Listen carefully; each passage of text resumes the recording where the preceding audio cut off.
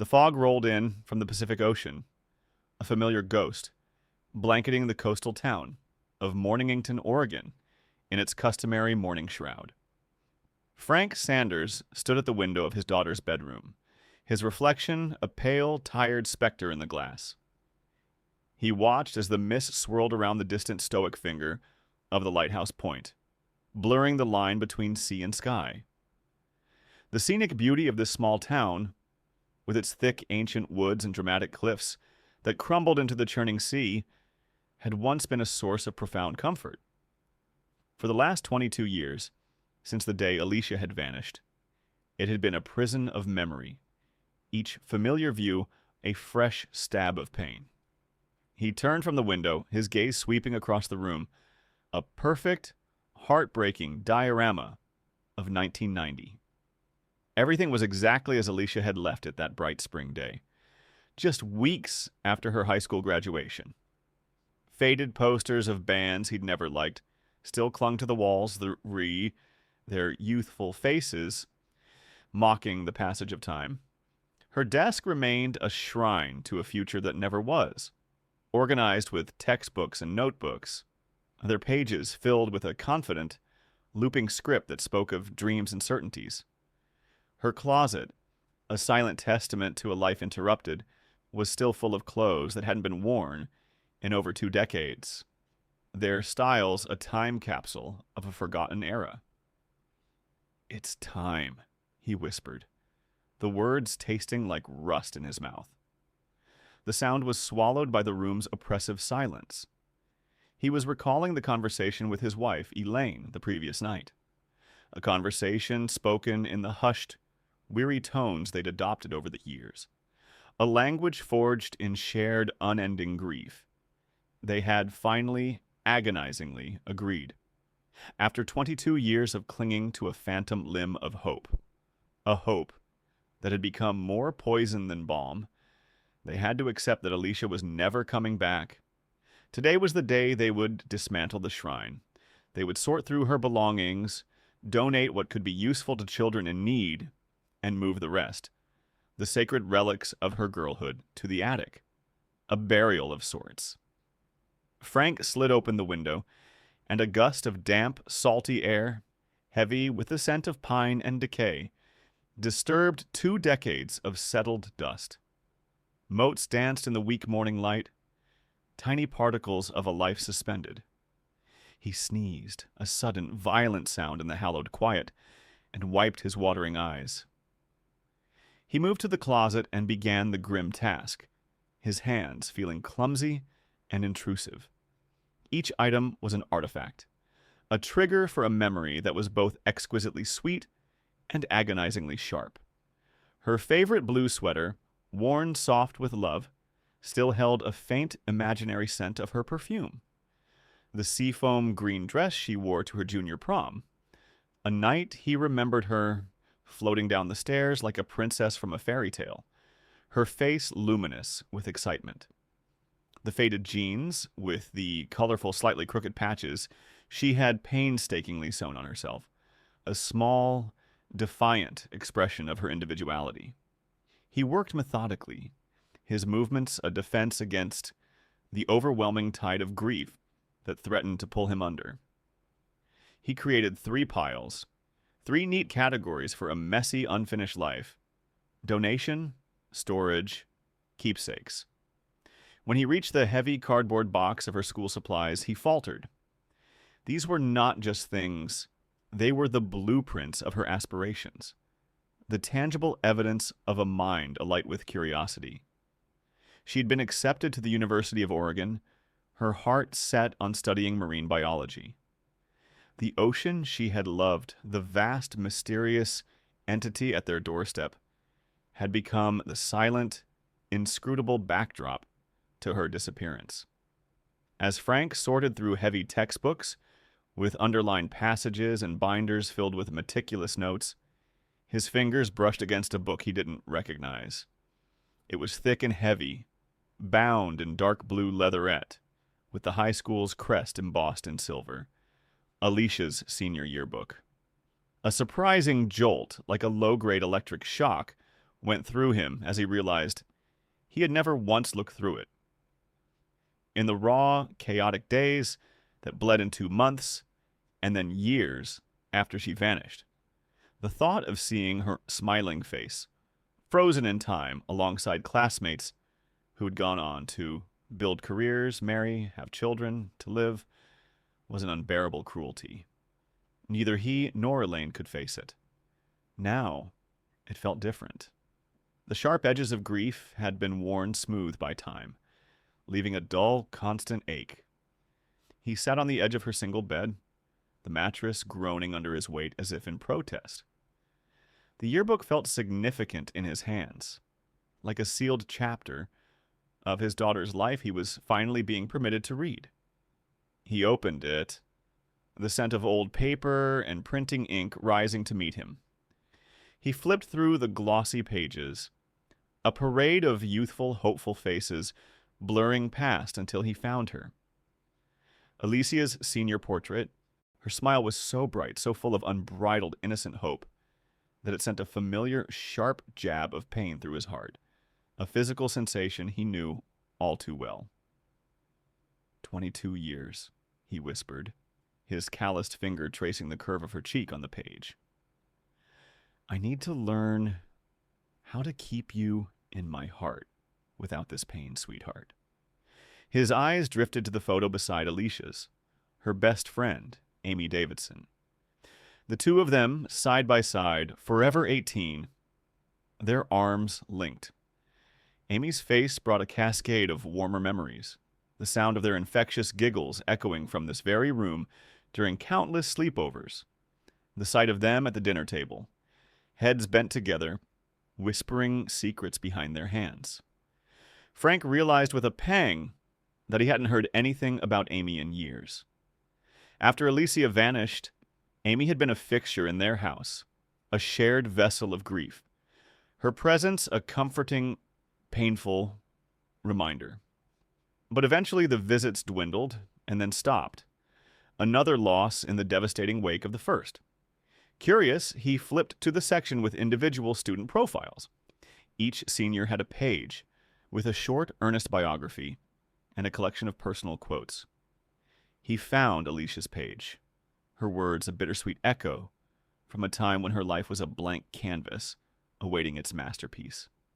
Thanks to Mom and Dad for always believing in me, to my teachers who pushed me to do better, and to my best friend Amy. Don't forget to return my book, The Secret Garden, Illustrated Classic Edition. You old grandma, love you forever. A sound, half chuckle, half sob, escaped Frank's lips.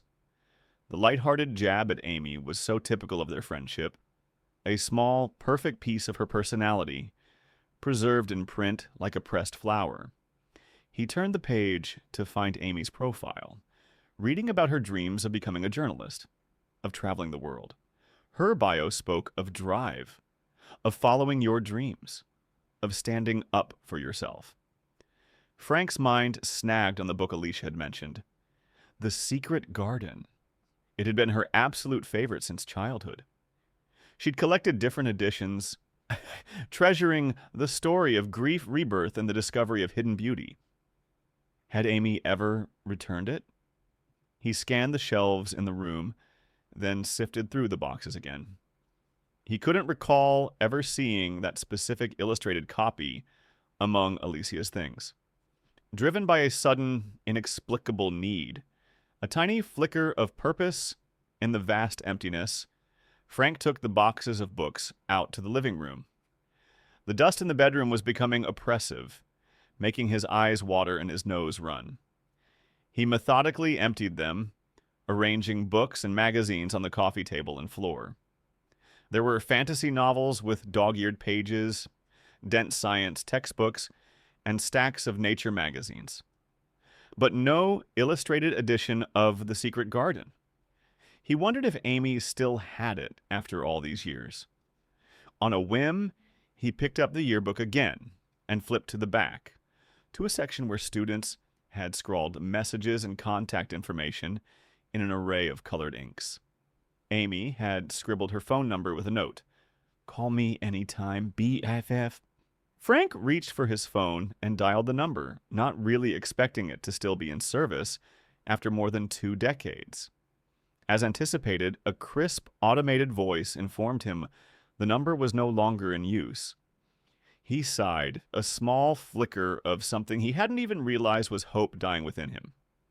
Just then, the front door opened and Elaine walked in, her arms laden with grocery bags from the farmer's market. She stopped abruptly, her body language shifting from relaxed to rigid as she took in the scene. Books and magazines, the ghosts of their daughter's life, were scattered across their living room, like debris after a storm. Frank, what is all this? Her voice was sharp with surprise, but underneath it was a familiar, brittle layer of pain. I was just going through Alicia's things. Like we planned, Frank explained, standing up slowly, feeling like a child caught doing something wrong. Elaine's face hardened. We agreed to sort and store them, Frank. Not spread them all over the house. I thought we were finally moving forward, not dwelling in the past again. The word dwelling was an accusation they had both hurled at each other over the years. I'm not dwelling, Elaine. I found her yearbook. I was looking for something. What could possibly be so important that it requires this? She set her grocery bags on the kitchen counter with a thud, her movement stiff, with a frustration born of years of sorrow and unresolved tension. Frank held up the yearbook, showing her the page, pointing to Alicia's note, as if it were evidence in a trial. She mentioned a book that Amy borrowed. I was just curious if it was among her things. Elaine sighed, a long, weary exhalation that seemed to carry the weight of all 22 years. A book? Frank, it doesn't matter anymore. Alicia's books are just gathering dust. We shouldn't bother Amy with this. She has her own life now. She's probably forgotten all about it, too. Do you know where Amy is now? Frank asked, shifting the subject slightly, unwilling to let it go. Yes, I see her sometimes when I'm in town, Elaine replied, beginning to unpack her groceries with forceful, deliberate motions that broadcast her agitation. She lives in a camper these days, down by the old mill park. I thought maybe I'd visit her, Frank said tentatively, testing the waters. Not just for the book, of course. It's been so long. She was like family once. Elaine stopped what she was doing and turned to face him, her eyes dark with a complex mix of love and sheer exhaustion. Frank, I can't. I can't do that today. I have nothing against Amy, but I'm not prepared to see her right now. Last night, we agreed. We agreed to clean up, to let go of this desperate hope. Going to see Amy today? It feels like the opposite of that. She gestured to the disarray in the living room. I'll stay here. I'll clean this up. I'll get things ready for the attic like we planned. If you want to go, that's your choice. Her voice was flat, resigned. Frank nodded, understanding her reluctance, her need to stick to the plan they had made in the dark of night. This was a spontaneous, foolish idea. I'll go alone, he said softly. Elaine gave him directions to where Amy usually parked her camper, her voice softening slightly with a hint of warning. Don't push her too hard, Frank. Alicia's disappearance must have hit her hard, too. They were like sisters. Frank gathered the yearbook, his phone, wallet, and car keys. As he headed for the door, he glanced back at Elaine, who had already begun to neatly stack Alicia's books back into the cardboard boxes, her back to him.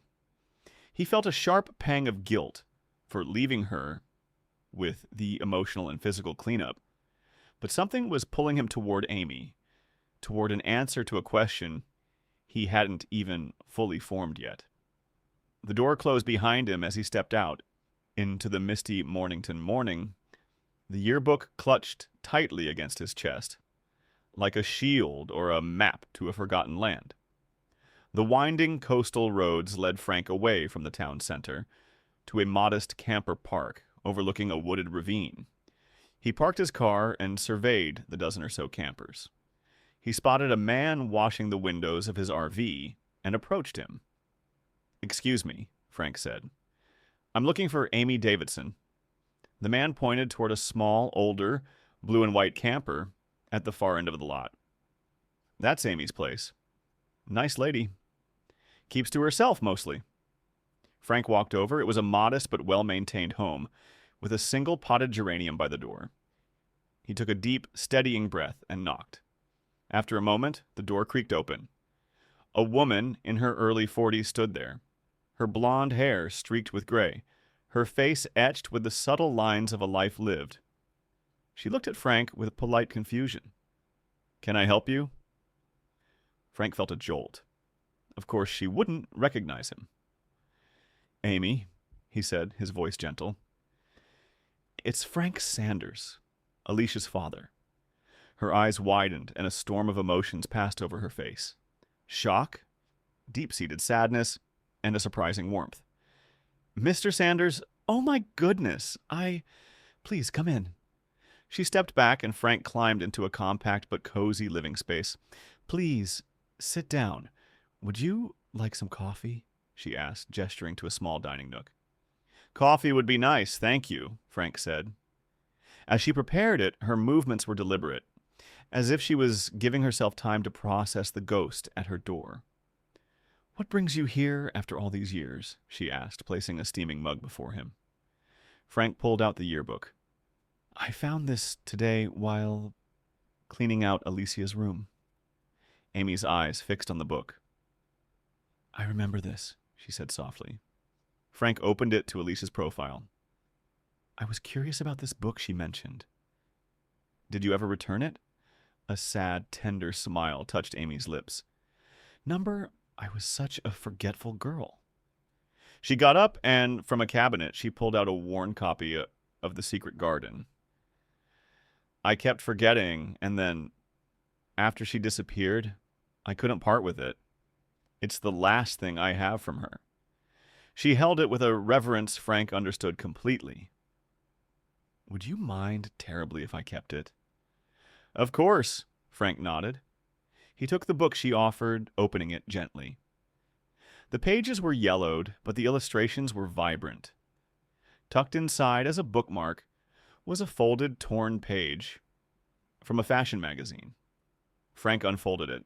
His eyes fell on a young man with slicked-back hair and a confident smirk. "Who's this?" he asked. "Oh, that's Jason Murray. He was in our class," Amy said. Frank's memory clicked. He found Jason's photo in the yearbook. "I remember. Modeling at that age. He has his own fashion line now," Amy said. "Very successful. You know," Frank said, a stray memory surfacing, "Elaine once mentioned you were dating him." Amy's expression changed instantly.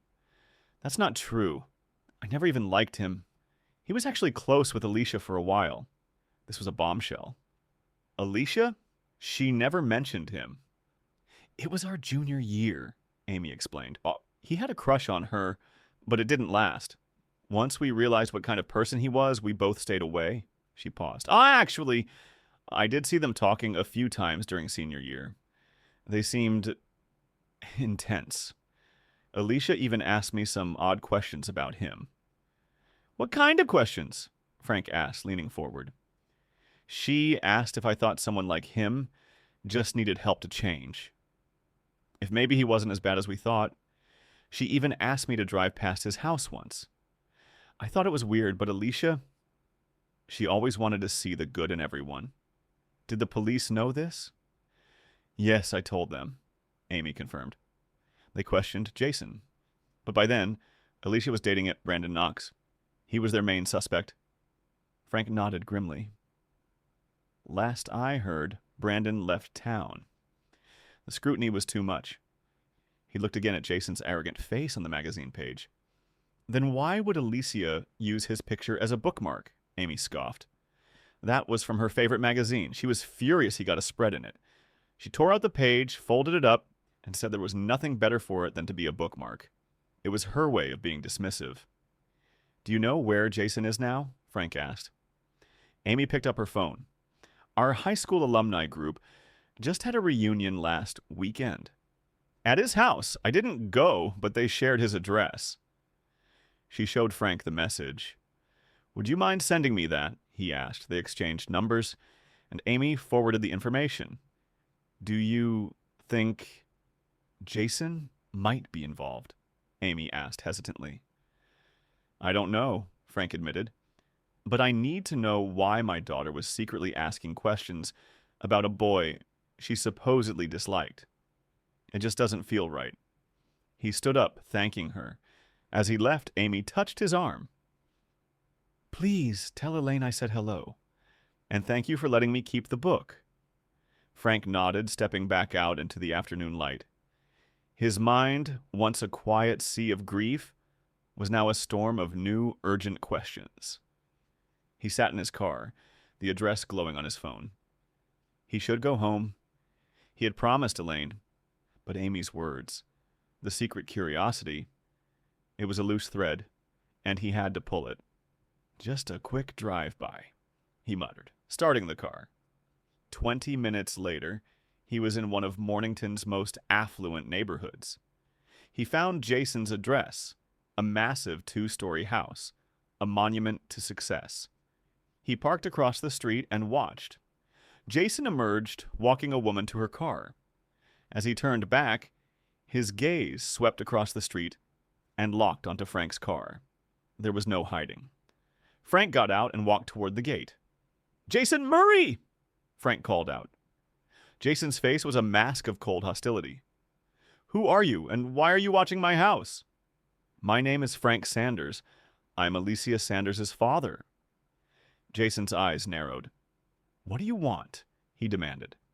I was told you were close with my daughter at one point. Who told you that? Amy. Jason spat the name. I was never her boyfriend. I barely knew her.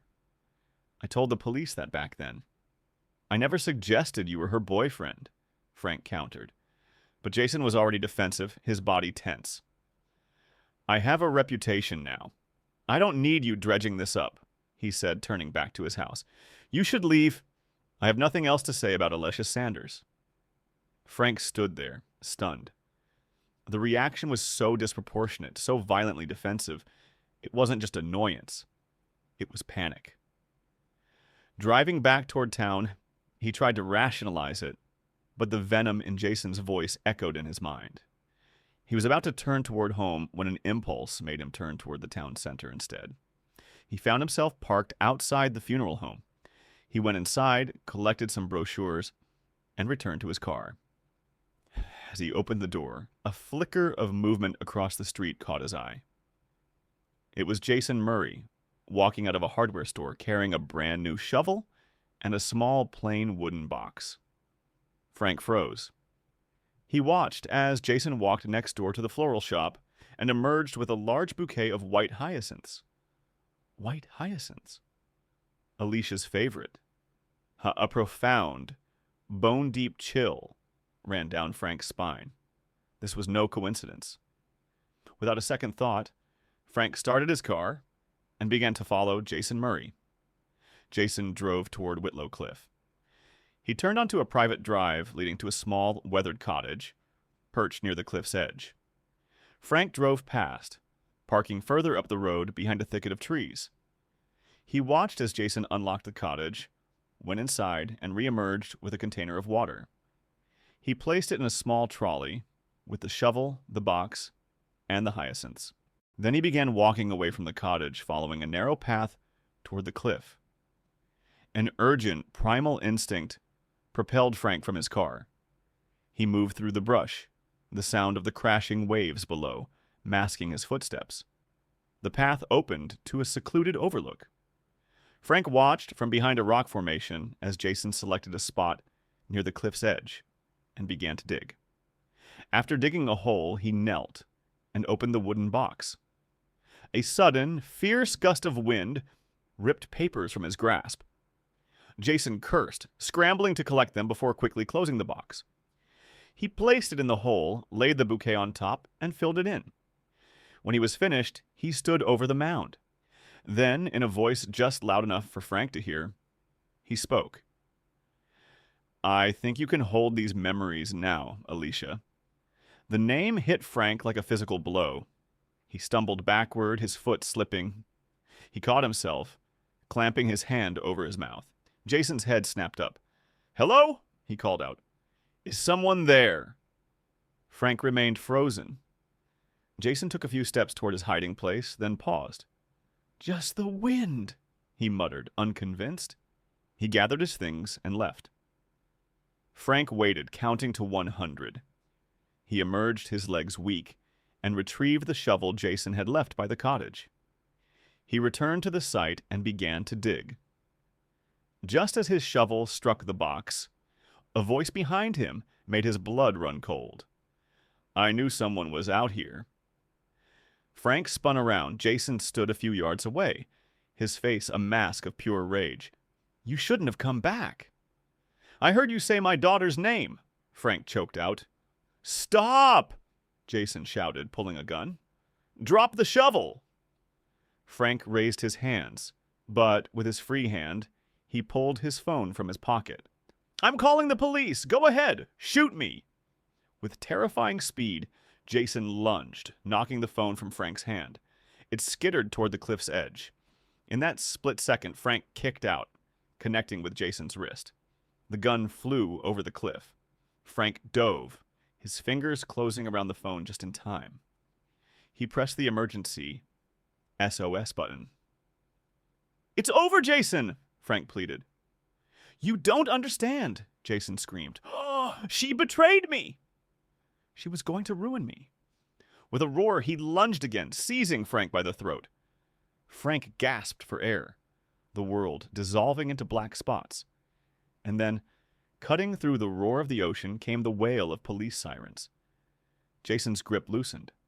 Moments later, police swarmed the area. Officers cuffed a stunned Jason. A female officer helped Frank to his feet.